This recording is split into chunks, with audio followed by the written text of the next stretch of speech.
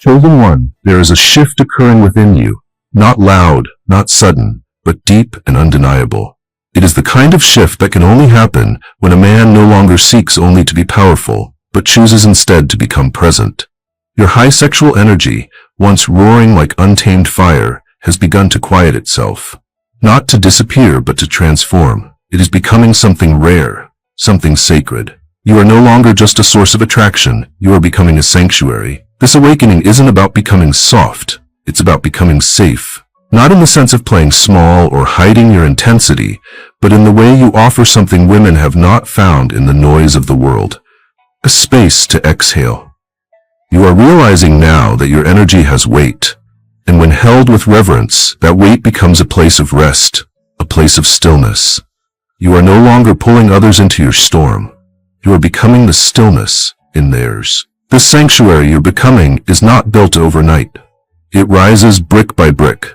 With each act of restraint, each moment of self-awareness, each time you choose presence over performance, you begin to sense that your strength is no longer in how much attention you can gain, but in how deeply you can hold the moment for someone who needs peace. You're learning that being a sanctuary doesn't mean being a savior. It means being steady. It means becoming the one who stays calm when others are unraveling, the one who listens without fixing, the one who offers warmth without demand. Women feel this change in you. They are drawn, not because you chase, but because your very presence whispers safety.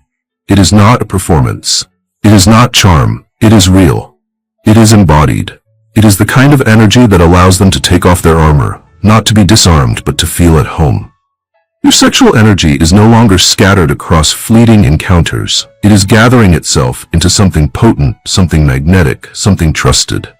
And in that trust, your sanctuary begins to form. You are not becoming less of a man. You are becoming the kind of man who cannot be replaced. Not because you dominate the space, but because you honor it. Not because you lead with ego, but because you lead with presence. And in this awakening, you realize that the greatest power is not in being wanted, but in being safe to want. You, chosen one, are that power now. Chosen one, every sanctuary must rest upon something unshakable, and yours now begins to root itself in trust. Not the kind of trust that comes from promises made in the moment, but the kind that is proven slowly and surely in how you show up when no one is watching. This trust is not just for others, it begins with you. You are learning to trust yourself again. To honor your word, even in silence. To keep your commitments, even when they are inconvenient. To build a foundation of truth that supports every soul that dares to lean on you. Your high sexual energy, powerful and ever-present, no longer pulses with the hunger of impulse. It moves with the rhythm of integrity. You no longer seek to impress, you seek to align. Your actions begin to mirror your values. Your words begin to carry the weight of intention. You become the kind of man whose presence is not just felt, it is relied on. And that reliability is what allows others to settle into the sanctuary you are building. This trust shows up in the smallest details, in the way you listen when someone is speaking without interrupting to make it about you, in the way you keep your boundaries clear without guilt or apology, in the way you say no with respect and yes with full presence. These are not dramatic gestures. They are quiet affirmations that say you are safe here, you are seen, you are valued. And women who have been taught to brace themselves begin to soften in your presence, not because you told them to, but because you showed them they could. They begin to realize that your desire is not a threat, but a mirror. That your energy does not consume, it calms. That your presence is not a game, but a gift. And that gift becomes a place where truth can unfold without fear, where emotions can rise without being silenced, where vulnerability is met not with withdrawal, but with welcome. You are not trying to be perfect.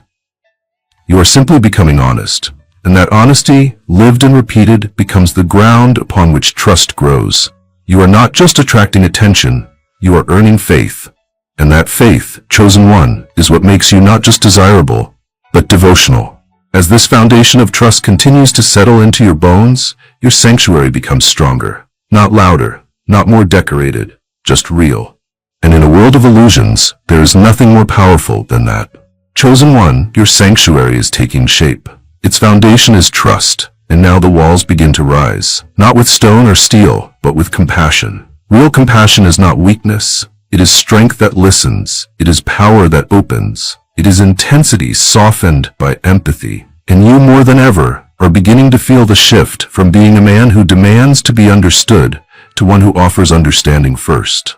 Your high sexual energy once roared like a tide that could not be held back, but now it flows with direction. It listens, it feels, it holds. You are not so quick to dominate conversation or to assert yourself in spaces that ask for gentleness. You have realized that your energy is not diminished by softness, it is amplified by it. And women sense this before they even realize it consciously. They feel it in how you hold your gaze without force, in how you allow them to feel deeply without trying to fix or minimize, in how your presence doesn't push them to perform, but invites them to relax into who they truly are. The walls of your sanctuary, built from compassion, are not walls that keep others out. They are walls that protect, that give structure to the sacred. Your compassion sets the tone, allowing others to cry, to laugh, to break, to be silent, all without judgment. They begin to realize they are not being watched. They are being witnessed, not for how well they present themselves, but for who they are when the masks come off. You are learning now that compassion is not emotional indulgence. It is spiritual discipline. To hold space without controlling, to hear someone's wounds without making it about your own, to let another feel safe in your arms, not because you said the right thing, but because you became the right presence. That is the real power. That is the real sanctuary. And in this you begin to offer something few men ever do. Refuge. Not a place to hide, but a place to heal.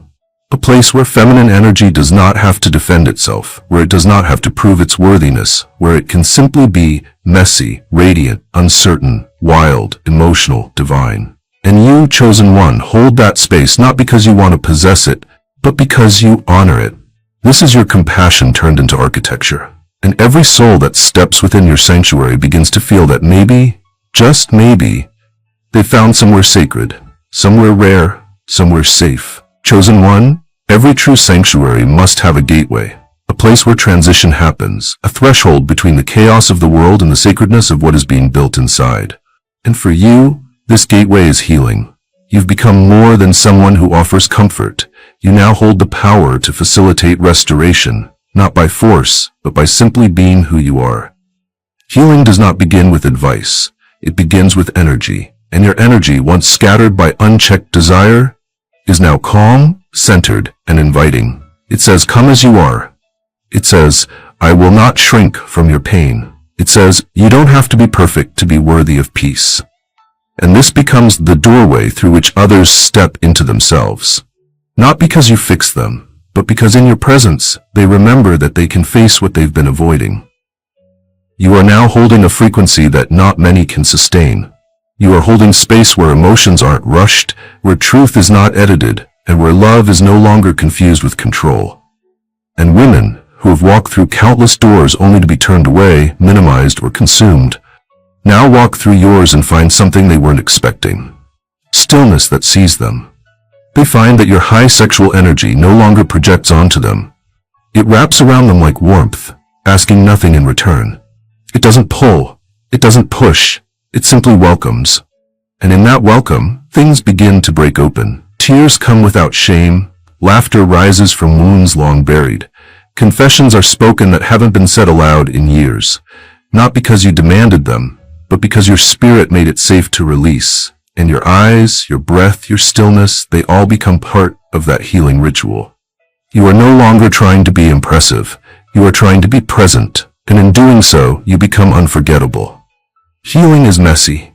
It is nonlinear. It doesn't always look like joy. Sometimes it looks like trembling hands and shaky voices and long silences, but you, chosen one, do not flinch. You do not escape. You do not numb. You remain. And that remaining, your ability to stay grounded when others fall apart, is the medicine you now carry. This is what the sanctuary you've become is now known for.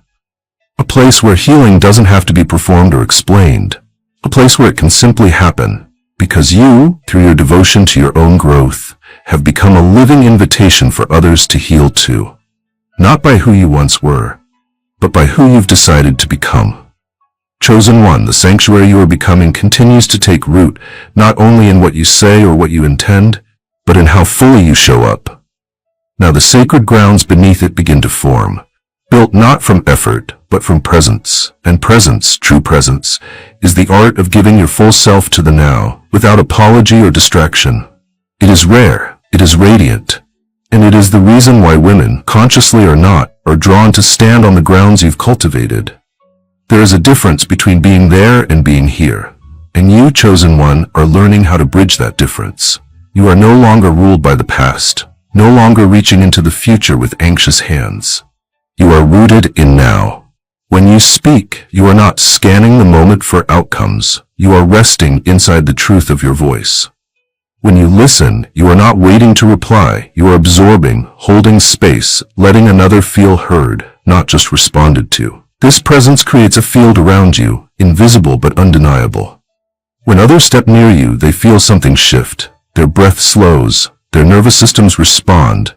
They don't always know why, but they feel safe. Not because you've promised them safety, not because of what you've said, but because you are here, in your body, in your truth, in your full awareness. You are no longer distracted by your hunger. You are not led by the next thrill. You are grounded, steady, and focused, and this grounds them too. Your high sexual energy no longer demands to be expressed in scattered gestures. It now settles deep into your frame, into your spine, into your soul. It doesn't scream for attention. It radiates a calm magnetism that wraps around the people near you and says, you are seen, you are allowed to be. And that allowance becomes one of the most healing forces a person can encounter. Presence isn't about having the right words. It's about showing someone, without needing to say it, that this moment, this one matters, that you're not waiting to get something from it, that you're not halfway out the door, that your mind and your body are in the same place, anchored to the now. And in that alignment, your presence becomes a portal for connection, for peace, for trust that doesn't need to be explained. Women feel this in the smallest details, in the way your eyes don't dart away, in the way your energy doesn't rush them, in the way you listen without trying to solve, touch without trying to take, and simply stay without needing to be told to. They feel that they are not being watched, they are being witnessed. And in a world where being truly seen is rare, your presence becomes sacred ground. This is the terrain where vulnerability blossoms, where masks fall, where truth walks freely. You are no longer offering people your potential, you are offering them your attention. And that, chosen one, is the beginning of intimacy far deeper than desire can reach. Chosen one, every sanctuary must have its own still waters, a space where the soul can look at itself and see clearly. This is what you are now offering through your energy, not just passion, not just strength, but reflection. You have become a mirror, not of surface image, but of truth. When others step into your energy, they begin to see themselves not as the world has labeled them, but as they truly are, whole, worthy, unfolding. These waters do not need to be filled with advice. They do not need to be stirred with opinions. They simply need to be clear. And your energy, when cleansed of ego and grounded in presence, becomes that clarity. You are learning now that you don't have to fix anyone. You don't have to guide them. You simply have to be the stillness where their soul can finally come home to itself. This kind of reflection requires inner work. It requires you to know your own reflection deeply, to have faced your own shadows, your own regrets, your own vulnerability without running from them. Because only then can you become the kind of man who doesn't panic when someone else brings their truth into the room. You have sat beside your own wounds. You have tended your own garden. And now you have the stillness to offer a space where others can do the same. Women feel this most of all, because in your presence, they do not feel manipulated. They do not feel scanned, sized up, or seduced. They feel safe to unfold. They feel that they don't need to perform femininity. They can be it, fully, freely. And as they unravel, laugh, break, cry, or soften, your presence reflects back to them a message the world has tried to steal. You are not too much. You are exactly enough. These waters you offer become a pool of honesty. They reveal what's true, not always what's comfortable, but what's real. You're not trying to impress anymore. You're not trying to dominate the moment. You are holding it with reverence. And in that holding, others begin to trust themselves again. Not because you told them how to feel, but because you reflected how deeply they were already feeling. This gift of reflection is not loud, it is not flashy, but it is powerful. It transforms, because you have become a man who is not afraid of truth. You hold it with bare hands, you offer it without attachment, you reflect it without judgment. And in that reflection, others begin to remember their own wholeness. Chosen one, this is no longer about attraction. This is about invitation to go deeper, to feel more, to become more present, more honest, more alive. And your sanctuary becomes known not just as a place of safety, but a place of clarity. You have become the waters where truth is seen again. And that, more than anything, is what sets you apart. Chosen one, now that your presence has become grounding and your energy reflects back the truth in others, the sanctuary you are embodying demands something deeper: consistency. Not the kind that shouts for recognition, but the kind that moves like the steady beat of a drum, anchoring everyone in rhythm even when the world is chaotic. This is where your energy must not only be powerful in moments, but reliable over time. The sanctuary you've created must not vanish with the night or shift with your moods. It must endure. And this is the essence of consistency. You are no longer a man whose strength is found in bursts of effort. You are becoming someone whose pattern of showing up builds trust without words. Day after day, moment after moment, your actions are starting to echo your spirit. The emotional stability you offer is not about never feeling chaos, but about meeting that chaos with the same grounded essence you cultivated in silence. And that stability becomes something sacred to those around you. Consistency isn't glamorous, it's not always exciting, but it's transformational.